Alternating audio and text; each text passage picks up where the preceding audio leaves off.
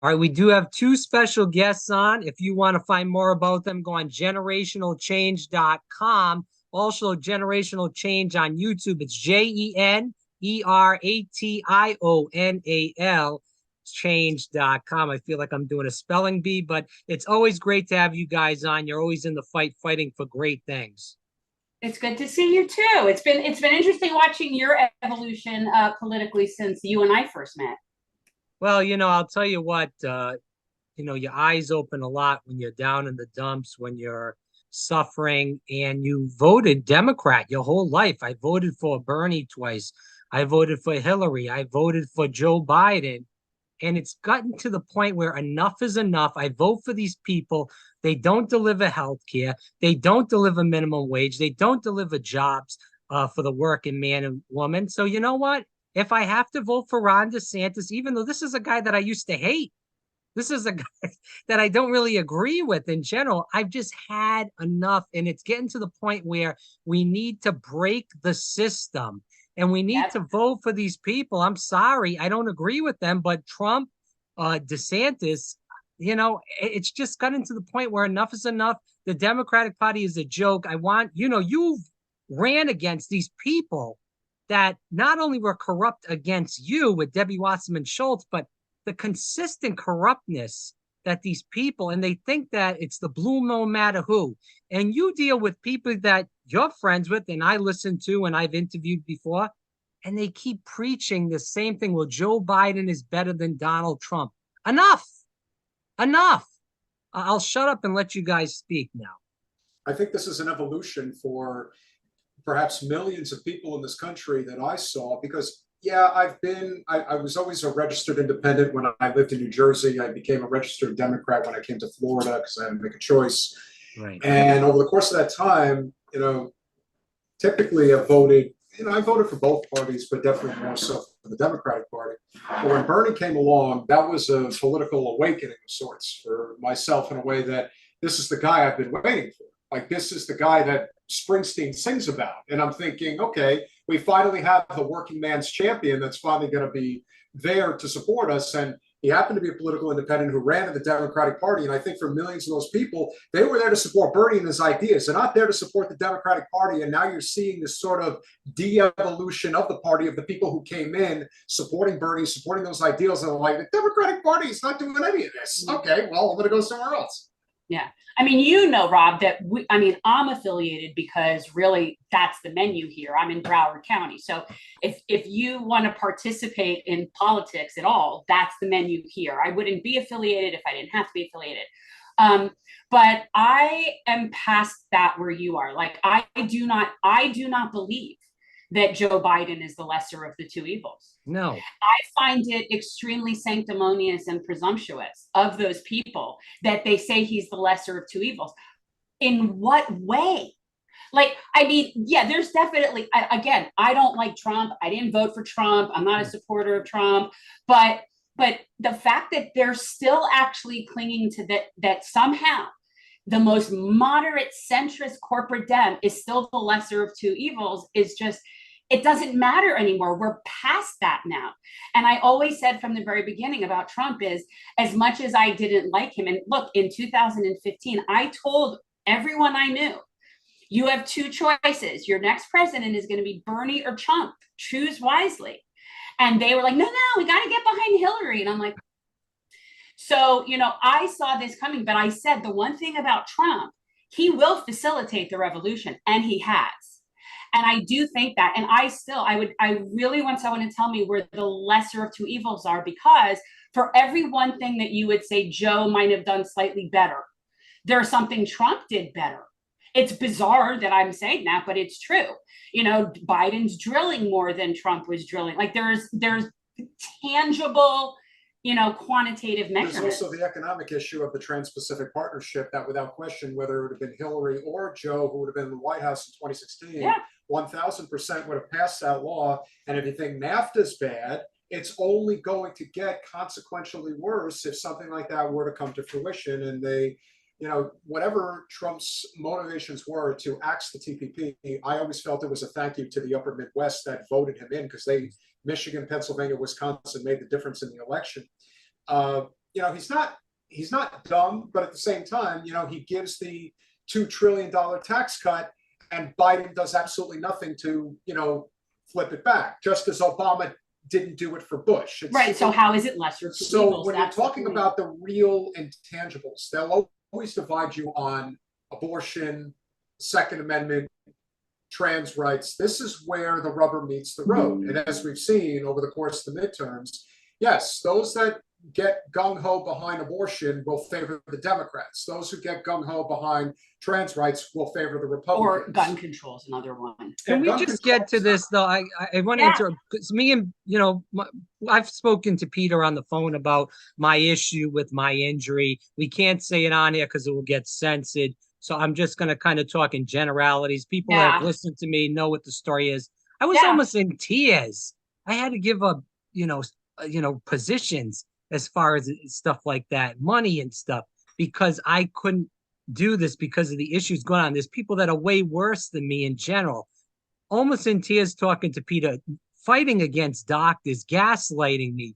The left used to be against the opioid crisis. The left talks about my body, my choice for abortion. But when it's a medical procedure, it's you got to do it, or you're a racist, you're anti-Semitic, you're this, you're that. I am tired of this. You know what? I don't agree with DeSantis economically. I think he's done good with the hurricanes. I think the home insurance thing is a big issue. You guys know all this stuff too, as well as I do, in the state of Florida. But my problem is that you have people on the left that don't stand up to the medical industrial complex, big pharma. They are pushing it through. They're starting the scare tactics again with this new variant. And I am not playing this a game. I refuse to vote for these people.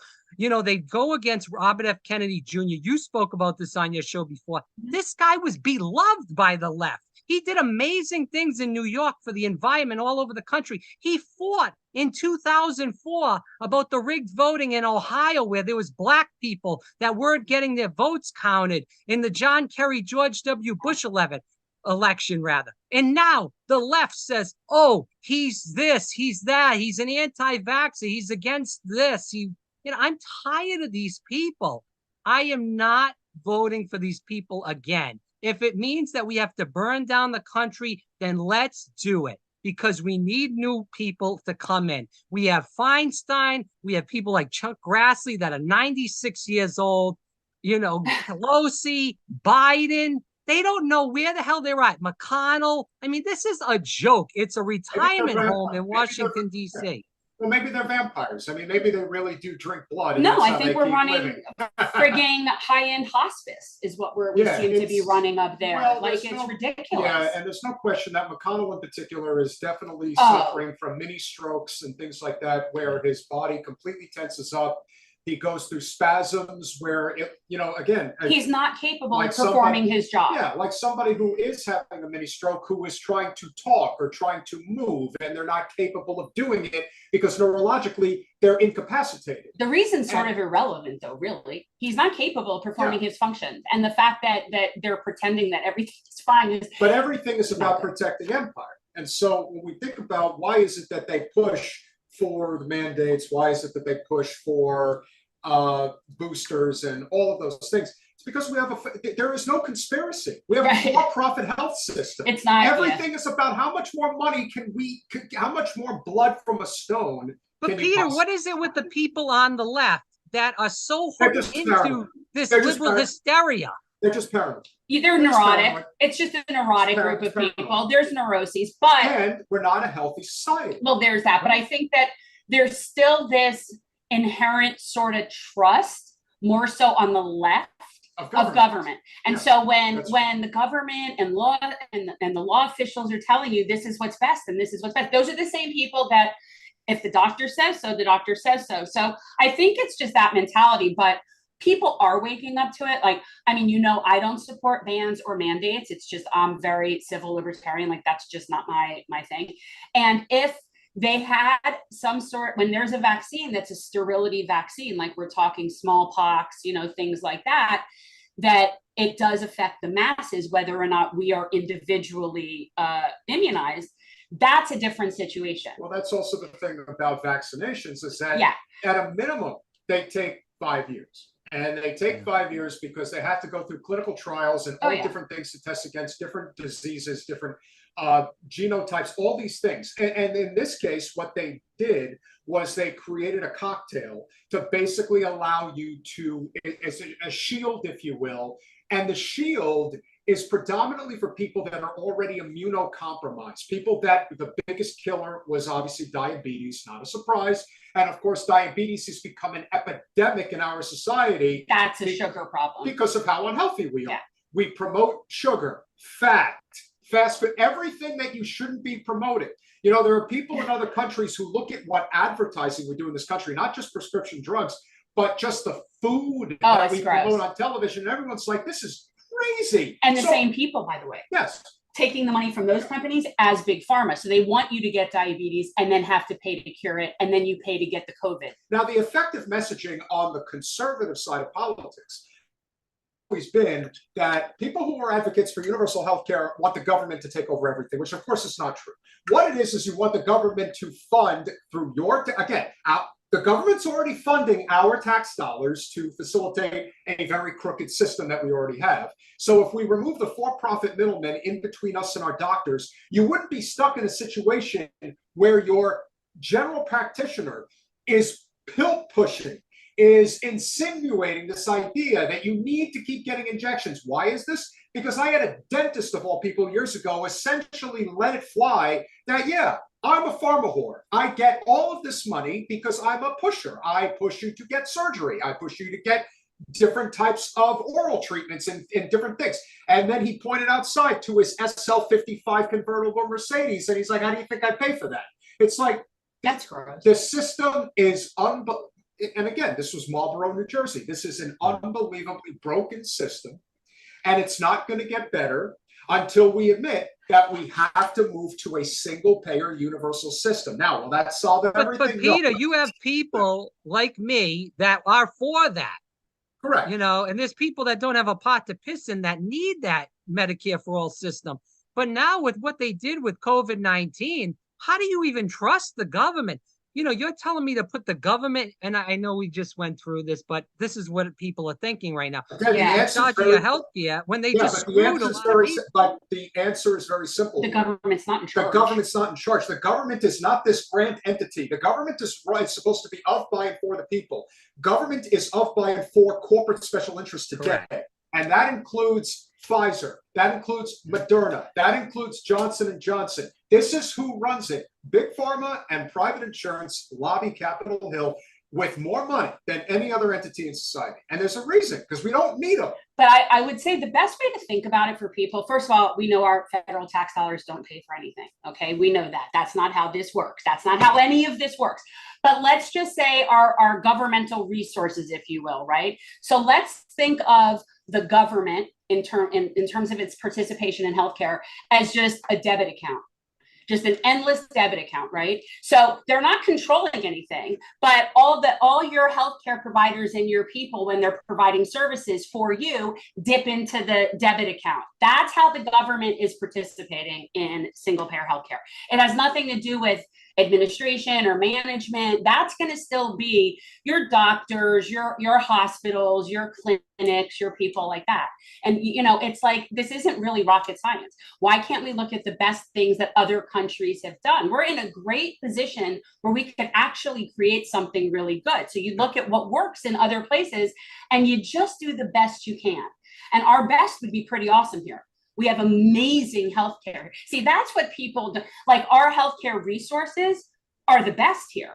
There's a reason that people come here from all over the world to do residency and go to medical school. What is available to the wealthy is amazing in this country, better than most places in the world. So we're capable of providing that. We just choose not to. And that's what's very frustrating. So when people are like, well, how do you afford it? We're already paying for it. We're just paying somebody in the middle. It's the same. We're actually paying more than every other country for healthcare for worse outcomes. And the same would be true if you were to remove the for-profit middle. You see, there's this illusion, and again, this is where right-wing messaging is very effective, is this idea that, well, if you allow it to be even a government-funded system, you're basically basically taking the free market capacity out of healthcare, and that is not true. Free market capitalism will still exist in a healthcare system, but it will exist this way. Whoever the best doctors are will inevitably still have a 3-month backlog of patients who are trying to come and see them. If they're the best at what they do, they're still going to be in demand and want to see them. Kind of like how it is in Canada, even though the way that they perceive it is this idea that the whole system is effed up, and not to say that there aren't problems there. But you ask any Canadian or anybody who's lived in a universal system, they would take that system over this system every day and twice on Sunday. So there is no excuse to not have the baseline of a single payer universal system that eliminates Pfizer, Aetna, Johnson & Johnson. It's not that those organizations will not have to they'll evolve. They'll eventually figure out what their value to the health system No, basically the government will tell them what their value is. That's the beauty of it, because they've been. We have nobody that has the balls that's going to do that. No one's going to go in there, especially for the Democrats. I mean, they're bought and sold, just as much. Yeah, I hear you, but we're talking about President of the United States. We talk about, I want to get into this right now because the Florida Senate, before we run out of time, down in your neck of the woods, I know she's a little bit farther down than you are. Powell's running now against Rick Scott. I will vote for her just because Rick Scott is a joke. He's a criminal. He should be in prison as far as that goes. There was some talk that, Governor DeSantis might run against Scott in the primary and drop out. I think that's fantasy, and that's just the Twitter space talking. Do you agree with that? And then besides that, what do you think about the Scott-Powell race? Well, I'm with you. I've said a million times, I will support anyone over Rick Scott. No, seriously, there is no. And truthfully, I'd vote for Ron DeSantis over Rick Scott. Like that's an easy one for me. Is that as bad as Rick Scott, as bad as DeSantis has been, especially the last 10 months, ever since he won re-election, and the decisions he's made, whether it's the stupid, war, if you will, of attrition with Disney, whether it is the 6-week abortion ban, whether it is the insurance and housing crisis, he's not doing too good. And not good. No, okay, but let's stay on the point is, do I really think that he would run against Rick Scott for the Senate? Well, at some point, DeSantis is going to have to decide what his next political move is, and smart enough on his part, because his term obviously ends in 2026. Now, you would say, that's a few years away. You have to prepare for these things well in advance. And so he has to ask himself. Yeah, but Peter, just to interrupt, if he does jump in against Scott, would he be making the same move that Charlie Crist did? Remember when he was running as a Republican against Rubio? I mean, obviously he changed and voted, ran as independent. Then they had the Meek issue and that. Is that the same kind of scenario in an indifferent way if DeSantis goes in there, runs against Scott? The only way that I could see DeSantis dropping out of the presidential race and running against Scott is if he drops out, endorses Trump, and in turn Trump endorses DeSantis against Scott. That's the only scenario that I could see where politically it would make sense. And actually, that would probably do the trick. That would once again allow DeSantis to get to the upper chamber and get Scott out of the U.S. Senate, which honestly would be a good move. Now, of course, you would think that the stronger incumbent financially, obviously, is Scott, but Rubio is a much more liked U.S. senator. So I think from a likability perspective, DeSantis is looking at it as, I probably would have a better shot at convincing people to get away from Rick Scott than I would Marco Rubio. Definitely. No one likes Rick Scott, though. No one likes Rick Scott. Republicans don't even like Rick Scott. If they're given any other opportunity to vote for another, they'd pick any other. And no disrespect to Debbie Mucarsel-Powell. She's a nice lady, and obviously she can't win, though. She can't win. Right. I saw that. I want to get into the progressive movement as we go towards the end of this conversation. It seems like it's dead. We both are all Bernie supporters here. I think he did a great job bringing the movement together. Then 2020 comes, obviously the pandemic, but there was no plan at putting pressure on Joe Biden when he was president. He continues to support Joe Biden. AOC is in the bag too with this group. They refuse to pressure Biden. And again, I cannot support people that are just letting a warmonger, a racist like Joe Biden. And it's just a joke. The whole COVID thing is a joke of what's going on. They're playing the game again. COVID is my issue right now. I got injured. And I refuse to vote for people, and I hate to keep bringing this up, but I know there's a lot of people listening that this will affect them too. Refuse to vote for people that keep pushing this COVID narrative. RFK Jr. right now in the Democratic Party is my only hope. He is an environmentalist, done great on the environment. He's not everything that I want him to be, but he's very good on the health crisis in our country, big pharma in general, not for Medicare for all, but still way better than Joe Biden, 100 times better. They will not push him to win. Again, that's the thing, was if he runs for an independent, got my vote. If he doesn't and just sits it out, again, I have to go with DeSantis or Trump. I don't like Trump. I like DeSantis more than Trump just because he's better on COVID than Trump is. And I think Trump is just a bullshit artist, whether we like DeSantis or not. DeSantis says what he means and means what he says. He goes out there. Again, the abortion ban, as you stated, Peter, not a good move, especially what's went on with the Trump putting the judges in there and then pushing that in. The housing issues, the minimum wage, he's been bad on those issues. I do think he's been good on COVID. The Disney war was not good, but I think he's been good on some other issues with the woke stuff. I think there's a lot of issues with DeSantis, not the least of which is that he's an asshole. So you can just take that into consideration, that is ultimately what's going to hurt him in the long run from an electoral. Well, he's not a people person, though. He doesn't have that personality like Barack Obama. Can't win. Yeah, well, listen, I can't stand Joe as much as the next person, but you know what? Joe knows how to connect with people.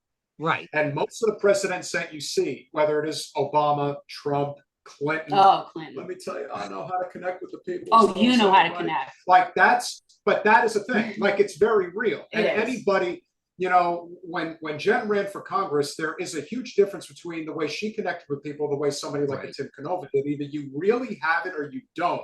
There's no way to teach it. It's just an inherent personality trait that some people are capable of having and others are not. The fact of the matter is, and again, everyone in politics seems to have a very short-term memory. We are only talking about Ron DeSantis today because I totally decided that he was a better choice than Adam Putnam. Right, Adam Putnam right? was easily going to win the primary and become the next governor of the state of Florida.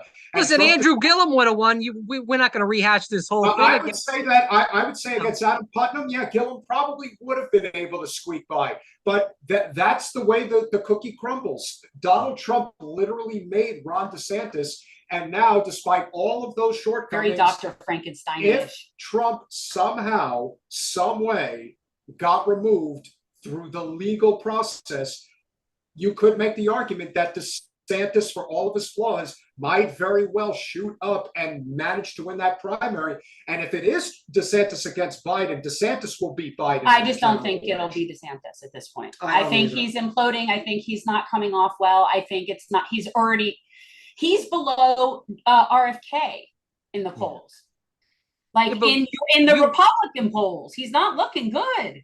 But we're all in agreement that the Democrats will never even let RFK have a debate. Never mind. No. If RFK was smart, because the one thing that the Democratic Party has shown, and this is something that has to be realized, not just today, but for 2028, when the likes of Nina Turner and AOC and whoever else is going to try to rally some type of a left run within the Democratic Party, the Democratic Party has proven time and again they will not allow it to happen. They have super delegates. They have a fail-safe, lever that they can pull to basically say, we're not going to allow this. Progressive politics is not going to happen through legislation in the Democratic Party. That's not how it's going to happen. You have to, just as Dr. Cornel West is creating an outside movement within the Green Party, if RFK is smart, and I believe he is, the best move he's got is to run as long as he can within the Democratic primary and then ultimately run in the Libertarian Party. Because unless Jesse's in there. Yes, but that is Kennedy or Ventura Kennedy would be a good. You see, that's where you can really make an impact. And let me tell you something. If there is one party that will roll out the red carpet for a presidential candidate, it's RFK and the Libertarian Party. They roll that carpet out so fast you couldn't even see it coming. Now, the question is he willing to do it? Is he willing to do what he's doing now and allow the Democratic Party establishment to prove time and again that even if Joe is a corpse, you are not going to be granted any type of an opportunity to win the primary. This is for either Joe or for Gavin Newsom. That's the way this is going. And anyone who looks at it any other way is this is like Jen said, Trump was going to facilitate the revolution, and it's happening now because all of the systemic guardrails that have been in the shadows for generation after generation, Trump has completely broken all of them down. All of them. Even though he's completely incoherent. Do I think that it's possible that powers greater than us decide who ultimately gets into the White House? Yes. Oh, yeah. There's a reason why, yeah. We don't have a living wage. We don't have universal health care. We don't have a labor movement. There's a reason why, like you said, the left movement has somewhat disbanded, at least as of right now. And the people that I'm sure you've been paying it's attention just outside politics. Yes. It's AOC is not the answer. You guys agree. I mean, she's a joke. Who? Now. What? Alex is not, no. Alex, AOC. Oh, no. She serves her purpose in New York City. But in terms of her being this bastion on the hill or as a presidential candidate, no. The change isn't going to come from legislation and policy right now, the way that our system is. It's not going to come from there. Those people inside need to be using their position to basically strengthen the voices on the outside, being your labor organizers. That's where the movement is. It's not going to be from inside. That's what I think. But as far as RFK and you want to live in some sort of fantasy land, I do not believe that he will run as anything but a Democrat. I don't think he'll do that to his family legacy. I don't think he'll do that. I just don't. I think that the name Kennedy is I don't see it happening. That's all I'm saying. And I'm not saying that it wouldn't be a smart move. It very well might be a smart move. I don't see him doing that. Well, I'll leave it there because I know you guys got to roll, but I'll tell you what, I agree with you, Jen, and I think that's a mistake. I think the way Pito described it is the best way to go, and at least he'll have a chance. You could be looking at a Ross Perot issue. Maybe he won't win, but he'll at least drum up the I'm trying to think of the correct word, but drum up the energy rather in the Libertarian Party. To try to make this at least some sort of issue like Europe, where we have more parties and there's more people involved in getting things done, because this two-party system, as you and I know, is not working. I'll leave it there. Generational Change on YouTube. Definitely check them out. Generationalchange.com. It's always a pleasure to be speak to you guys, and I hope people watch your show in general and subscribe. Thanks, Much obliged, Rob. Talk to you later.